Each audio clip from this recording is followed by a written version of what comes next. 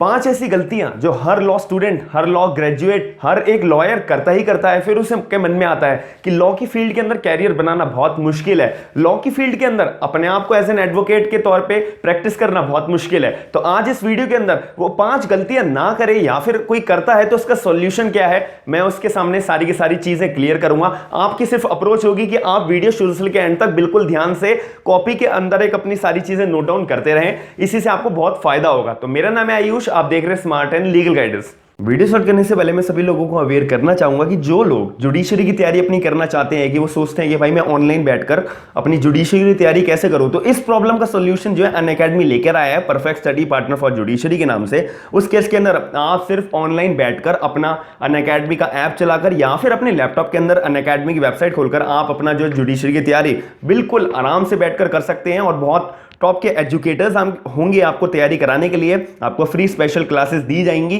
Judiciary exams के जो particular states की आती हैं तो उनके हिसाब से आपको जो है क्लासेस प्रोवाइड होंगी। आप जो है सीधा स्टेट वाइज जो अभी आप पर्टिकुलर स्टेट अपनी तैयारी करना चाहते हैं तो वो आप पर्टिकुलर स्टेट की अपनी तैयारी कर सकते हैं अनअकैडमी के अंदर। अब इसके अंदर जो है आपको जो है बहुत अच्छे अच्छे प्लस सब्सक्रिप्शंस मिलेंगे, इंडियाज के बेस्ट एजुकेटर्स मिलेंगे, इंटरैक्टिव क्लासेस मिला करेंगे, टेस्ट सीरीज तो आपकी हमेशा हुई करेंगी, लाइव टेस्ट सीरीज भी आपकी हुआ करेंगी। इस केस के अंदर आपको जो है अनलिमिटेड एक्सेस मिला जाएगा सारे के सारे कोर्सेज के रिगार्डिंग, बैच कोर्सेज के रिगार्डिंग। जो स्टडी मटेरियल होगा वो आपको पीडीएफ के फॉर्मेट में मिलेगा, आपको लाइव टेस्ट सीरीज मिलेंगी। अगर आप थोड़ा सा डीमोटिवेटेड है, आपको ये नहीं पता कि मैं कौन सी स्टेट की तैयारी करूं, तो आपको मेंटरशिप और गाइडेंस भी पूरी प्रोवाइड होगी। इंडिया के टॉप बेस्ट एजुकेटर्स से आपको जो है जुडिशरी की तैयारी करने का मौका मिलेगा। और अगर आपको ऐसा कोर्स चाहिए, आपको सब्सक्रिप्शन लेना पड़ेगा अनअकैडमी का, तो आपको सिर्फ कोड लगाना है SLG10 यानी कि SLG10। अगर आप ये कोड लगाते हैं तो आपको पूरा का पूरा जो जुडिशरी का कोर्स है वो अवेल हो जाएगा। सबसे पहली बात आती है कि top 5 things to become best lawyer, मतलब 5 ऐसी चीजें क्या हैं जिससे कि हम as an advocate, as a lawyer court of law के अंदर बहुत अच्छा बन सकेंगे, बहुत अच्छा कर सकेंगे, लॉ की फील्ड के अंदर अपना कैरियर बहुत अच्छा बना सकेंगे। सबसे पहली बात पे आपको ध्यान देना है, रीड बेयर एक्ट्स। आपको ये 3 वर्ड से बहुत लग रहा होगा कि ये तो बहुत सिंपल बात है, लेकिन इसके अंदर बारीकियां बहुत सारी हैं कि आपको बेयर एक्ट्स तो पढ़ना है, लेकिन बेयर एक्ट्स पढ़ने के साथ में ये बात आपको ध्यान में रखनी पड़ेगी कि हमारा कानून जो है ओरिजिनेटेड कहां से हुआ है, जन्म कहां से हुआ है। अगर हम कानून की बात करते हैं तो कानून के अंदर जो बातें लिखी हैं हर किसी के मुंह पे क्या आता है, भाई बेयर एक्ट। बेयर एक्ट के अंदर तो इसका मतलब क्या है कि आपको बेयर एक्ट जो है बिल्कुल घोट के पीना है, यानी कि बहुत अच्छे से पढ़ना है। इससे क्या होगा, इससे एक फायदा होगा कि आपको जो है आर्गुमेंट्स फॉर्म करने में मदद मिलेगी, आपको ओपिनियन फॉर्म करने में मदद मिलेगी। अब ये आर्गुमेंट और ओपिनियन के अंदर क्या बात होती है ये भी आपको मैं एक्सप्लेन करूंगा, थोड़ा सा आगे का वेट करिए, वीडियो थोड़ी एंड तक के अंदर सारी चीजें आपको ऐसी क्लियर होंगी जो आपके मन में एक श्योरनेस आपको पैदा करेगी, एक मन में कॉन्फिडेंस आएगा कि हाँ भाई लॉ की फील्ड के अंदर भी ऐसे ऐसे रास्ते हैं। अब इसके अंदर बात आती है कि अगर आपको एक बार कानून पता हो गया ना, कि जैसे कि मान लेते हैं आपने आईपीसी पढ़ ली, आईपीसी पढ़ने के बाद आपके मन में ऐसा कॉन्फिडेंस आएगा कि हाँ भाई मेरे से कोई कुछ भी पूछ ले, मेरे से कोई बात पूछे तो मैं इंटरप्रिटेशन करने के लिए रेडी हूं, मैं आर्गुमेंट्स करने के लिए रेडी हूं, मैं ओपिनियन करने के लिए रेडी हूं कि मर्डर कहां पे मेंशन है 300 के अंदर, मर्डर की जो पनिशमेंट है वो कहां पे मेंशन है 302 के अंदर। अगर आपसे कोई बोले भाई मर्डर तो 302 के अंदर मेंशन है, तो आप उससे आर्गुमेंट कर पाओगे? नहीं भाई, आर्गुमेंट की पनिशमेंट 302 के अंदर। आपके मन में कॉन्फिडेंस रहेगा, हाँ भाई मैं पढ़ के आया हूं, मेरे को लॉ पता है, मैंने बेयर एक्ट्स के अंदर बातें पढ़ी हैं, बारीकियां पढ़ी है, इसका आर्गुमेंट्स मैंने फाइंड आउट करा है, इसकी ओपिनियन मैंने और अपने फॉर्म में बनाई है। तो कोई ऐसे कैसे बोल सकता है कि मर्डर जो है 302 के अंदर डिफाइन करा हुआ है? कोई भी नहीं बोल सकता। अगर आपके सामने आपके दिमाग में लॉ आपको पता होगा, if you know the law then you feel the confident person. अब इसके दूसरी बात आती है, अगर आपको लॉयर बनना है, कोर्ट के अंदर प्रैक्टिस करनी है, लिटिगेशन के अंदर जाना है, एडवोकेट बनना है, तो उस केस के अंदर भले आप लॉ ग्रेजुएट हो, लॉ स्टूडेंट हो, या फिर आपने अभी लॉ कंप्लीट करी है या आपने बहुत टाइम हो गया करे हुए, तो अभी आपके पास बहुत अच्छा सा मौका होता है, टाइम होता है। क्यों? आपको IPC, CrPC, CPC, evidence, limitation, constitution, ये ऐसे सब्जेक्ट्स हैं, ये तो आपकी फर्स्ट प्रायोरिटी बेसिस पे आपने पढ़े होने चाहिए।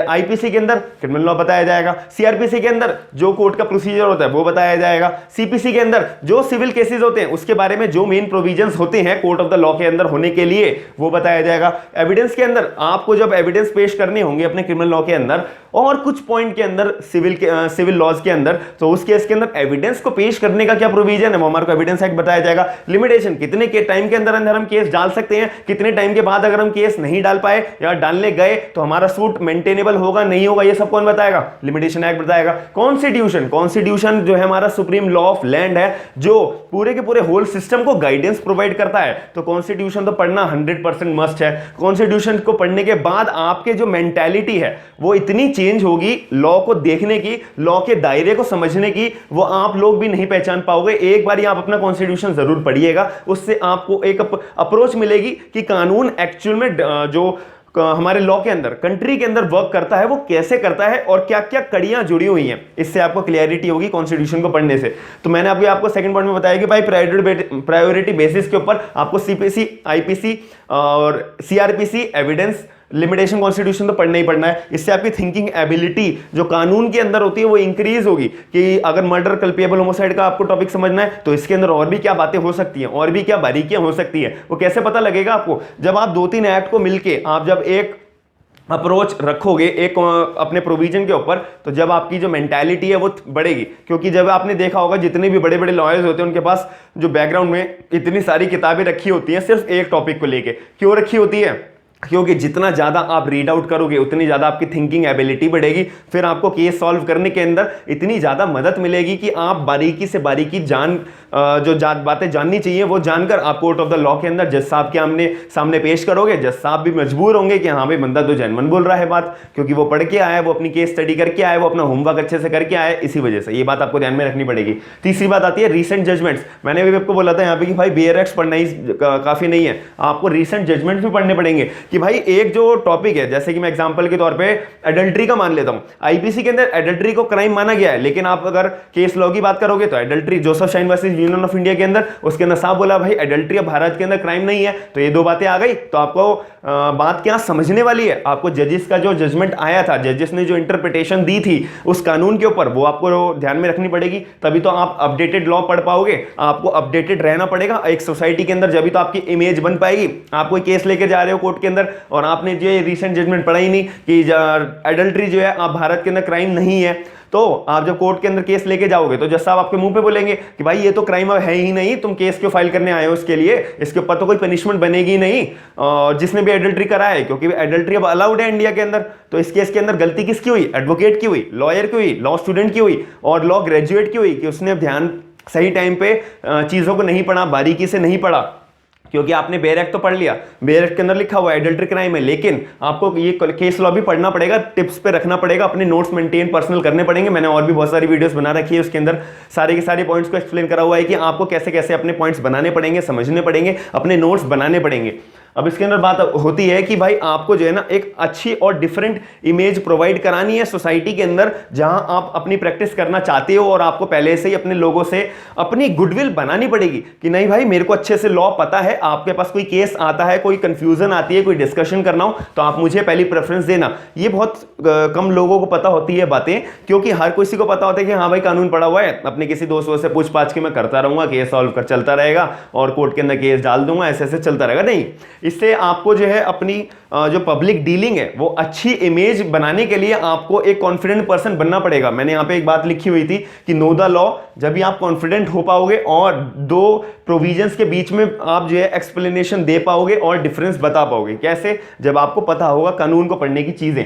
अब बेयर एक्ट जो है हर कोई पढ़ लेता है, लॉ हर कोई पढ़ लेता है, आर्ग्यूमेंट्स हर कोई अपनी बना सकता है, ओपिनियन हर कोई अपनी दे सकता है, लेकिन जो जजमेंट्स है वो हर कोई नहीं पढ़ता है। ये मैं बार बार एक ही बात बोल रहा हूं कि जजमेंट्स पढ़ना थोड़ा सा डिफिकल्ट टास्क होता है, थोड़ा बोरिंग टास्क होता है, क्योंकि इसके अंदर समझने वाली चीजें होती हैं। अब मैंने एक लाइन में तो आपको बता दिया कि एडल्ट्री जो अब हमारा क्राइम नहीं है। जब आप जजमेंट पढ़ोगे Joseph shine versus union of India के अंदर 10 तरीके की बातें लिखी हुई है, 10 तरीके की इंटरप्रिटेशन लिखी हुई है, तब जाके एक मुद्दे पे बात आई थी कि भाई एडल्ट्री अब हमारा क्राइम नहीं है। तो वो 10 तरीके की बातें जानने के लिए आपको थोड़ा सा टाइम तो देना पड़ेगा, थोड़ा सा आपको माइंड अपना इन्वेस्ट करना पड़ेगा। तो ये कैसे होगा? जब आप खुद करोगे। इसीलिए ये पॉइंट होता है जजमेंट का जो सभी लोगों को थोड़ा पीछे खींच देता है और वो लोगों के मन में आता है कि लॉ की फील्ड के अंदर कैरियर बनाना थोड़ा मुश्किल है। ये सारी बातें आती हैं। अब इसके अंदर फोर्थ पॉइंट आती है कि आपको अपनी ओपिनियन जो है मैटर करनी पड़ेगी। जो आपकी ओपिनियन है ना वो कानून के दायरे के अंदर मैटर करती है कि भाई आप क्या सोचते हो इस प्रोविजन को लेके कि ये सही हुआ है, गलत हुआ है, क्या बातें इसके अंदर होनी चाहिए। अगर आप अपना ओपिनियन रखोगे जब भी जज साहब के आगे आप अपना ओपिनियन रख पाओगे,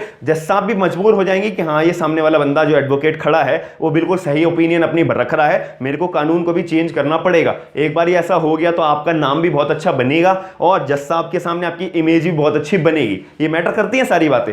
इसके अंदर एक तरफा आपको सोचना नहीं है। मैंने बताया आपको ओपिनियन जब आप जब तो रख पाओगे, अगर एक तरफा सोच रहे हो अपने क्लाइंट का जब आप बारे में ही सोच रहे हो तो आप दूसरे तरफा को सोचोगे कैसे? तो दूसरा तरफा अगर बंदा आपसे बेहतर जजमेंट अपना पेश कर दिया, उसने आर्गुमेंट पेश कर दिया कोर्ट ऑफ लॉ रूम के अंदर, तो कैसे जीत पाओगे? तो आपको दोनों तरफा आपको समझना पड़ेगा कि आपके सामने कोई क्लाइंट आया है कि भाई मैंने चोरी करी है, आप मेरे को बचा लो, तो आप उसके डिफेंस में केस लड़ रहे हो। लेकिन आपके सामने एक और मतलब आपके पास एक और क्लाइंट आया है कि भाई मेरे साथ मेरे घर पे किसी ने चोरी करी है, तो आप जो है चोर को पकड़ो, तो उसका भी क्या प्रोविजन लगेगा, उसके डिफेंस में, उसके फेवर में, उसको सपोर्ट करने पे क्या क्या लॉ लगेंगे, आपको दोनों तरफा सोच के अपनी ओपिनियन देनी है। तो ये बात आपको ध्यान में रखनी पड़ेगी। एक बार आप ये चीज सीख गए तो आपको कोई भी रोक नहीं सकता है सक्सेसफुल बनाने के लिए, सक्सेसफुल एडवोकेट बनाने के लिए, मेरी गारंटी है।